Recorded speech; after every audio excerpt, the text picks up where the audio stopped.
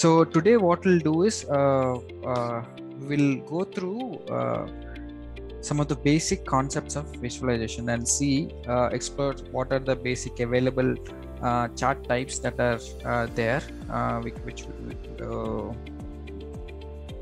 what are the basic visualizations, and we'll understand in which situations or on what type of data or on what types of questions each of those chart types or visualizations are most valid and useful for. So before we get started, just wanted to basically state few points related to the same. Normally, whenever we work on a visualization project and we have to decide a certain chart or visualization, there are multiple factors that determine what type of chart we should use in that particular situation. Normally, two major factors would be the data itself. So what data you are working on, number one, and what kind of question you are trying to answer or expose from the data. So that these two would be your primary concern. Once after this, there'll be a secondary point that you have to take a note of is who will be reading your visualizations. So who are your audience? So you have to get a sense of are the audience that you're trying to cater to, are they well versed in reading this type of visualizations?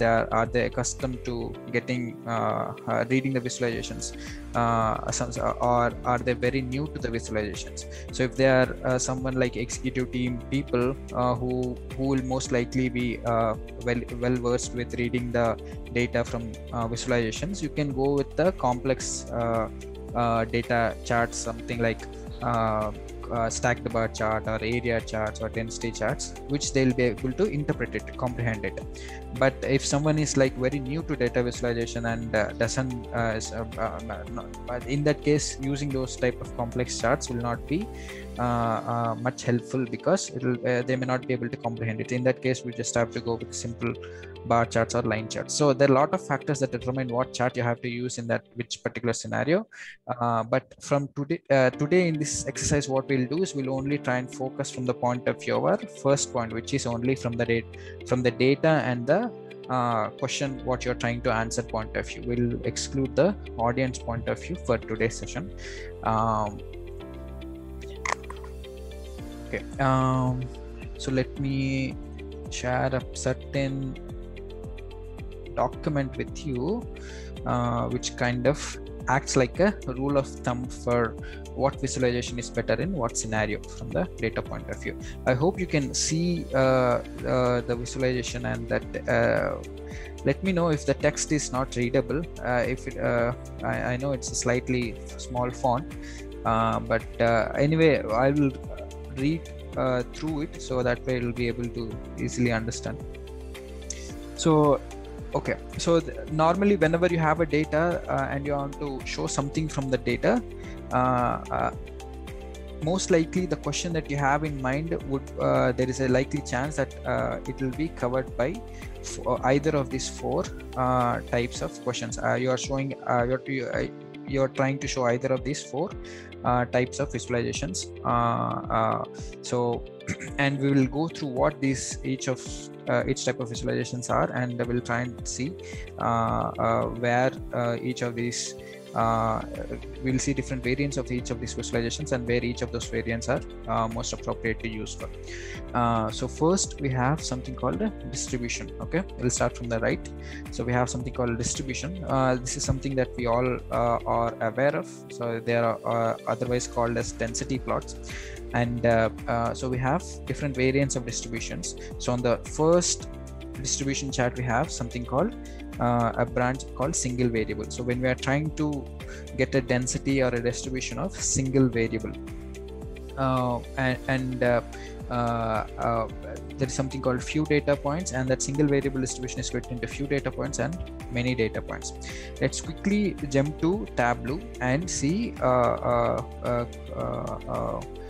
what these different variants are and how they are different from each other. So first of all, we have single variable, few data points, right? So let's go to Tableau. Let's say I want to look at my distribution of number of orders. Okay, just hey, I want to see, let me connect to my samples per store data, and let's say I want to just look at my distribution of orders across my quarters in the year. Okay, so I'll just select my quarters,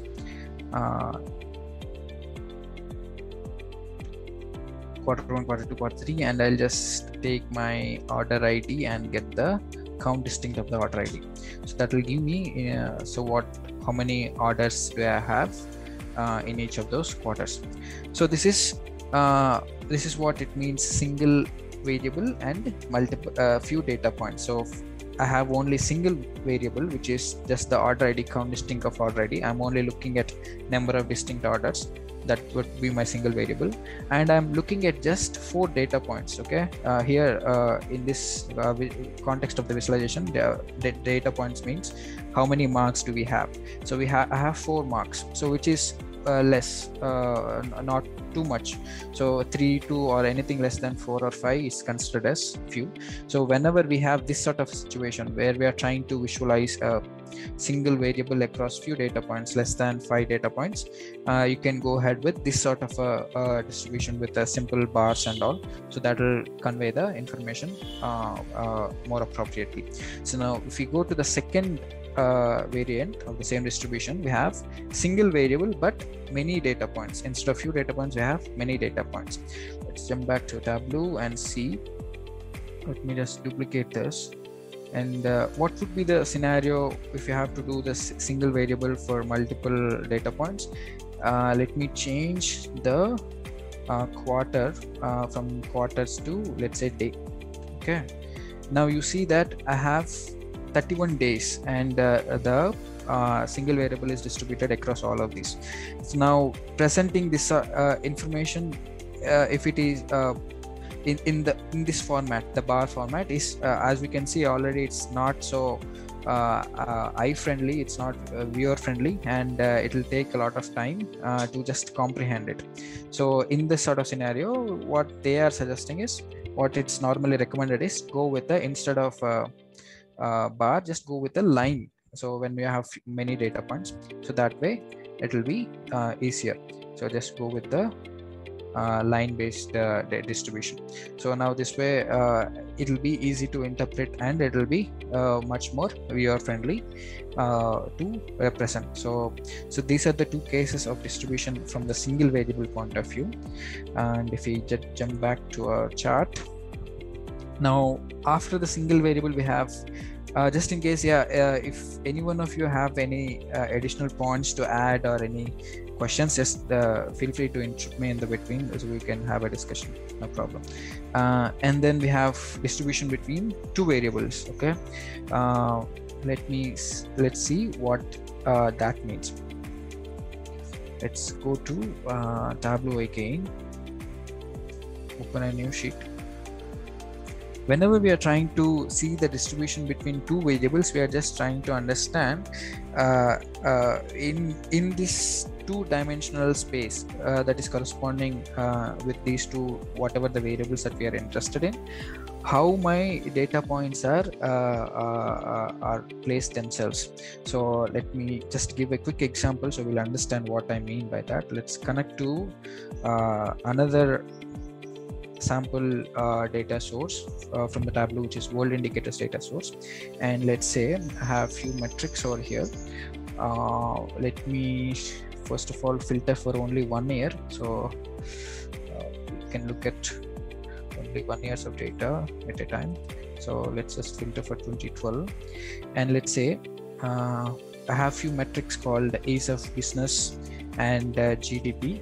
Okay, let me just pull these things. Ease of doing business, it means basically each country, first let me the world indicators data has all the important metrics from all segments like business, development, health, population, all different metrics for each country on a several layers of data. So this is what world indicators data is.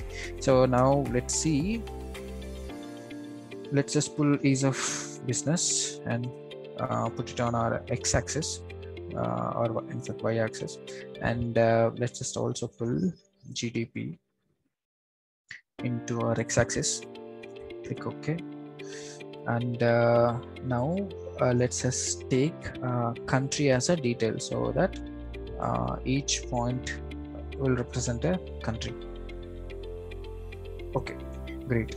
So as we can see that our GDP, just because of the numbers, the difference in scales, we all have everything. It looks like everything is on y-axis itself. So let me just change the axis, scale of the axis, so we'll get a more distributed visualization. Let me just change this to logarithmic. Yep. And maybe change this to circle. Actually, this is good.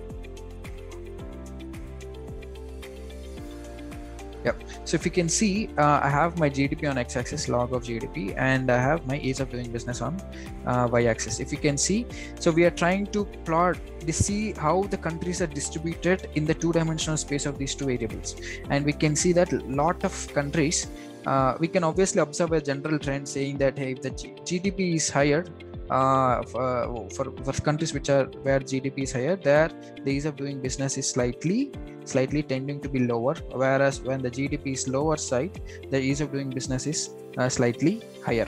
So but we can also see that majority of the countries fall under this region. Basically in this region we can see that easily. So basically it gives us the distribution on which areas, or basically in which section of these two-dimensional space of these two variables does majority of the countries fall, and where least countries fall likewise. So this is the distribution of two-dimensional space. So yeah. Jagdish, just one thing, I'm just curious, what happens when you switch the x and y axis? How does that look? Just curious. Switch. Okay, it's pretty much this correlation. The pattern is similar. Okay. Yeah. Got it. Okay. Thanks. Right. So that's on the distribution between two variables. So let's just quickly jump back to our chart.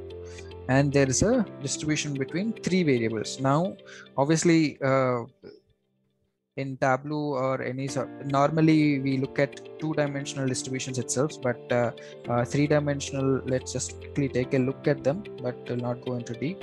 When there are three or more dimensions involved, there is a chance that you have to get a distribution into three-dimensional space. So this here is an example. Normally, general example, it's not related to any certain data or specific data. So this is our, in a three-dimensional plot, we have x-axis, we have y-axis, and we have z-axis, and one metric on each of these axes, and the density plot for those metrics. So we can see that there's a peak in between for almost at the mid of x and at the mid of y. We can see that there's a certain peak that's going on. So in this area, in this in the center section of basically in the x and y coordinates across all the z's, we have a certain peak that is going on. So this is highly dense high density area in this entire three-dimensional cubical space. So likewise, so obviously it's not possible for us to represent or create this sort of 3D visualizations in Tableau. So there are other visualizations that can interpret the convey the same information that is conveyed by the three-dimensional plot in a 2D. So and we might be all familiar with this. There's something called contour plots. So this also gives us the same information. So wherever how to read these contour plots is basically, these are also density plots. Wherever you see the lines which with close proximity, the distance between those lines are very less, there is space. It means that is the region where your density is high, and wherever the distance is low, that is the region where your density is low. So how do you achieve this contours is normally, so you get the 3D plot, okay, and on the vertical axis or the Z axis, just cut this entire 3D space into different planes. Okay, just draw the lines in Z axis parallel to XY plane, and just cut this entire 3D shape, and whatever the intersection that you get with the actual shape of the density plot, those are the contours that you see here. So for example, if I just take that plane on the top right, on the topmost for this peak, I'll only see that plane will only intersect with this shape on a small circle over here, and that is the same circle that I see here inside. And likewise, I proceed across as I come, I take different planes across my Z-axis. So that is how a contour plot is created. And there's also a similar version called heat map. We can also same heat map will also convey the same information of the density. So this is how density on 3 or more variables can be conveyed. So we have distribution, we have 4 variants of the same, where we have 3 variables or more, or 2 variables, and we have single variable, but few data points we go for bars, and single variable multiple data points we go for a linear line based distribution. So that is on the distribution.